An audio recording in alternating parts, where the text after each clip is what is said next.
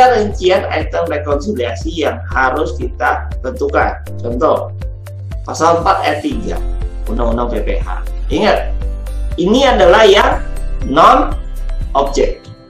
Ya, penghasilan bukan objek pajak, ya, yaitu macam-macam ya, bantuan, hibah, warisan, harta sebagai penyertaan, sebagai pengganti penyertaan modal, kemudian natura, klaim asuransi yang diterima oleh WPOP, ya. Ingat nih, ini seringkali orang salah kaprah. Kalau klaim asuransi dianggap sebagai other income, ya, padahal penghasilan ini bukan objek pajak, tapi lihat konteks subjek pajaknya. Oke, kemudian dividen yang dari laba ditahan atas kepemilikan lebih besar atau sama dengan 25%. Kemudian iuran yang diterima dana pensiun. Kemudian penghasilan investasi dari dana pensiun. Bagian laba yang diterima oleh anggota persekutuan.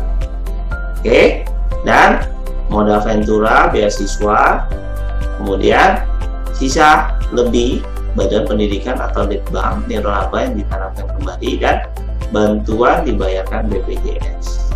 Ya, kemudian kita melihat nih, setelah penghasilan bukan objek pajak, maka kita lihat dulu yang non deductible expenses apa aja. Ya, pasal 9 ayat 1 Undang-Undang PPh tadi yang saya bilang, kita klasify dulu penghasilan. Setelah kita klasify penghasilan, maka kita lihat dulu beban yang bisa dibebankan yang mana. Oke, ya, ketika kita sudah lihat nih penghasilan pasal 1 4 ayat 1 bilangnya non final, 4 ayat 2 final, 4 ayat 3 non objek. Nah, tadi kita bicara non objek. Nah, sekarang kita lihat dari sisi expensesnya yang non deductible.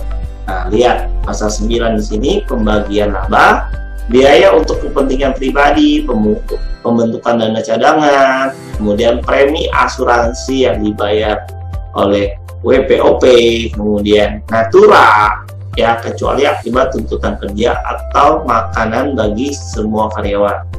Kemudian jumlah melebihi kewajaran atas hubungan istimewa. Dan selanjutnya harta yang dihibahkan, bantuan atau sumbangan selain yang dikecualikan. Kemudian PPh, pajak penghasilan, gaji anggota persekutuan, ini nggak boleh. Kemudian sanksi administrasi dan pidana pajak. Jadi kalau ada terkait dengan sanksi administrasi ataupun pidana pajak dan menyebabkan perusahaan harus bayar, nah ini tidak boleh dibebankan dalam laporan keuangan. Nah, kita bicara lagi non deductible expenses yang lain. Contoh yang bicara non deductible dengan deductible apa aja? Kalau non deductible berarti pengobatan secara cuma-cuma bagi pegawai.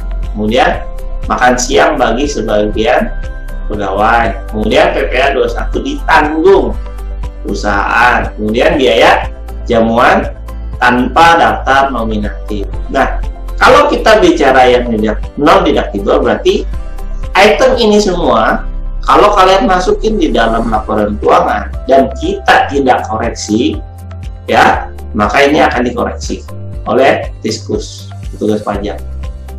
Kenapa tidak boleh dibebankan? Karena kalau ini dibebankan mengakibatkan expensesnya naik. Kalau expensesnya naik, logikanya laba turun. Paham ya? Nah, tapi kalau kita bicara deductible berarti boleh dibebankan atau dibiayakan. Contoh penggantian biaya pengobatan. Karena kata-katanya beda, secara cuma-cuma dengan penggantian. Jadi logikanya ini menjadi apa? Klaim. Ya, kalau penggantian kan kita klaim nih, reimburse. Nah, perusahaan mengeluarkan uang. Nah, pengobatan ini dibiayakan oleh perusahaan tapi dimasukkan ke dalam PPh 21. Tapi kalau kalian lihat PPh 21 bagi kalian yang sudah bekerja akan terlihat nih. Oh, di slip gaji saya dipotong nih PPh 21. Apa aja nih komponennya kalau dapat. Tapi kalau nggak dapat ya berarti kita nggak tahu di komponennya apa aja.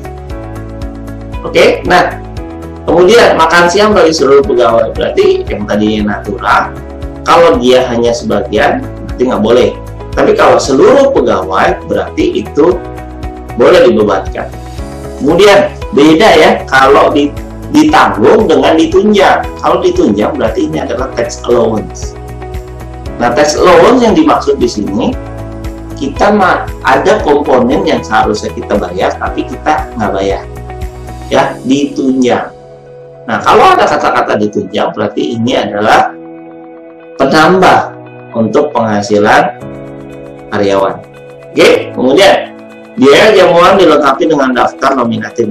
Daftar nominatif di sini adalah bicara bagaimana kita